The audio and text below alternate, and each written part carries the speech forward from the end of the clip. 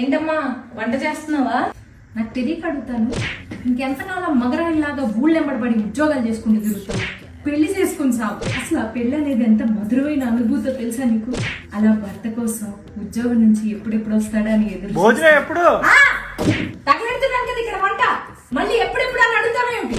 ఆ ప్రాణాన్ని దాపరించాడు మొదనష్టపాడు. ఎప్పుడు చూసినా ఆఫీస్ నుంచి వచ్చి కుంభాలు మెక్కడమే గానీ ఏనాడైనా ఎంత కమ్మగా ఉండారు రాజ్యం మెచ్చుకున్న పాపాని పోయాడా? చిచి, నా కర్మకాలు పెళ్లి చేసుకున్నాను. నేను ఏం చెప్తున్నా నీకు? పెళ్లి ఎంత అద్భుతమైన అనుభూతో తెలుసా నీకు? భర్త కోసం భార్య కోసం. ఏందయ్యా వంట చేస్తుంటే నీ గోళ? ఎప్పుడు చూసినా కాళ్ళు నొక్కు చేతులు నొక్కు అనుకుంటూ రోగిష్టాన్ని ఇచ్చి పెళ్లి చేశారు మా అమ్మ వాళ్ళు. నా కర్మగారు. ఏం చెప్తున్నాను? పెళ్ళి అనేది ఎంత మధురమైన అనుభూతి. ఇంకోసారి పిలిచామంటే చెప్పు తెగేసి కొడతా నిన్ను. పిల్లని మహారాణిలా చూసుకునే మొగుడు వస్తాడు అనుకుంటే వంటింటి కుందేలు చేసి తగలడ్డాడు నేను.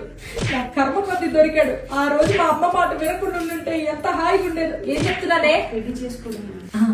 పెళ్లి ఈ కాలం పిల్లలకి పెద్ద ఫ్యాషన్ అయిపోయింది. ఒంటరిగా బతకడం, ఎవరి ఖర్చులు వాళ్ళు పెట్టుకోవడం, ఇదో బ్రతకానే.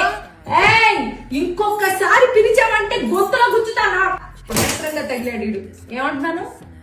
పెళ్లి చేసుకోమా అలా వినాలి మాట కూతురంటే. 30 ఏళ్ల క్రితం నేను నీలానే మా అమ్మ మాట విన్నాను.